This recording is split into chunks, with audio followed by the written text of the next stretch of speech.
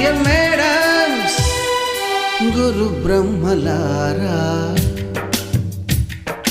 ఎక్కడో పుట్టి ఎక్కడో పెరిగి ఇక్కడే కలిశాము.